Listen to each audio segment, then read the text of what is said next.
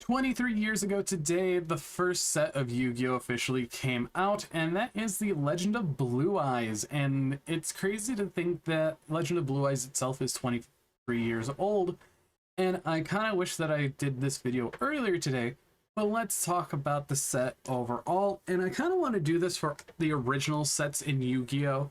As I kind of just want to go over some of the cards that we saw in these earlier sets and how much of an impact they've made throughout the years. So as we can see, first off, we have stuff like Tri-Horn Dragon. We even have Blue Eyes White Dragon originally coming out in this set, along with things like Flame Swordsman and even Dark Magician. So we have a base ground of a lot of things that we have seen support or retrains over the course of the past years. Tri-Horn Dragon with the Memento Horn Dragon, Blue Eyes and all of its new cards over the past 20 to 30 years, and Dark Magician as well. Getting a lot of brand new cards, even retrains here and there, along with Flame Swordsman getting its own actual support in Maze of the Millennia, I believe. Then we also have right off the bat too, Skull Servant, a very memed card turned into an archetype that actually has good cards going through the years, which is kind of shocking. But as we go on, we do see a lot of cards like Cherubin, the Fire Knight, Dark Fire Dragon, Fusionist, and Flame Ghost. All these fusion monsters that people used with Ready Fusion or with Instant Fusion for decks like Dolce or even Infernity, or if they just need a level 4 body to summon out for another Exceed material or a Synchro material, which is really cool. Then we also have a lot of these older field spells, equip cards that not really ran anymore. Dragon Capture Jar. This is actually a kind of attack against dragon decks, which is kind of funny. I might try this out, but we'll have to see on that. But realistically, Dragon Capture Jar has seen play over the years, and it will continue to see play as long as time goes on. We even have cards like Dark Hole and Raigeki, two mainstead staples that people still play today because board wipes are really good.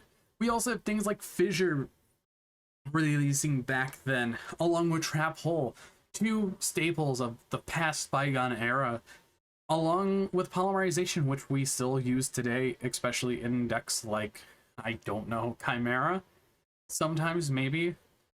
We also have things like Cursed Dragon, Gravekeeper's Ghoul, along with Red Eyes Black Dragon, another card that's gotten support over the past 23 years. And we also have a few fun cards like Reaper of the Cards with its messy attack and defense, 1380 and 1930.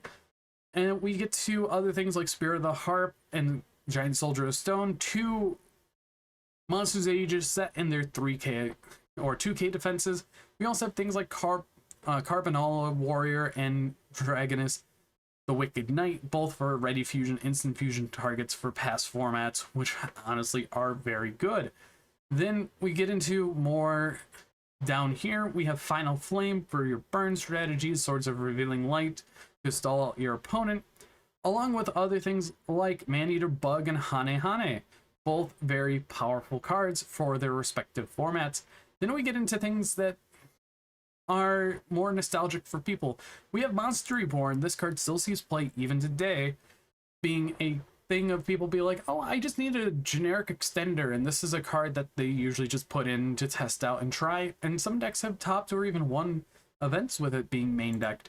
We also have the most memed card of What Does It Do being Pot of Greed, drawing two cards from your deck. And honestly, it's nice seeing that Pot of Greed turns 23 today for the TCG. Then we have Exodia, the Forbidden One. We had Infinite Forbidden with the new Exodia support, so it only makes right that this is going to be here as well. So it's just another thing of, hey, was in here, and this is where it started. Then we also have Gaia the Dragon Champion, one of the other secret rares in the set, and definitely has a lot of nostalgia for quite a bit of people. And in my opinion, for me, what I really enjoy are all these random normal monsters from the set, because they make up a lot of or all of the monsters in Forbidden Memories, or majority of them, where a couple of them aren't even in it, I think, but that is for my brain to remember or not. And we also have things like Mystical Elf. If you couldn't get to Mystical Elf, you still had Giant Soldier and Spirit of the Harp. And honestly, in my opinion, Giant Soldier of the Stone is the better one because it's the highest attack out of the three.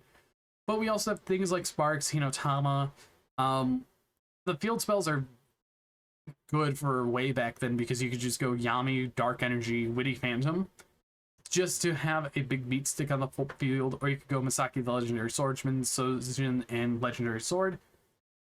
So there's that. But overall, this is a base starting set for Yu-Gi-Oh! And seeing how the game has changed over the 23 years is crazy to say, because I remember playing back in starter deck Kaiba format when I was a little kid, and just going to Meyer to duel in their local scene, to going to my actual first locals out in Garden City up here in Michigan, and now having a new locals that I go to. So it's just a lot to take in and a lot of memories to remember and think about. But I want to end off this video saying, tell me your favorite memory from the past 23 years of the TCG being a thing for Yu-Gi-Oh! And what do you hope changes in the future, and what do you miss the most about the game? Because for me, I miss the slower pace formats where it's a lot of back and forth, like, oh, you stop what I do? That's cool, it's your turn, and we just have a casual back and forth. I love the casual back and forth matches compared to, oh, it's done within 2 turns or 3 turns. But that's just me, and honestly, I cannot wait to see what Yu-Gi-Oh! Has in store for us, with Duelist Advance being the next core set, and hopefully things start to go from how it is now to a better game. But anyways, I've been Bolt Spider. I hope you guys did enjoy this video, and I'll see you all in the next video.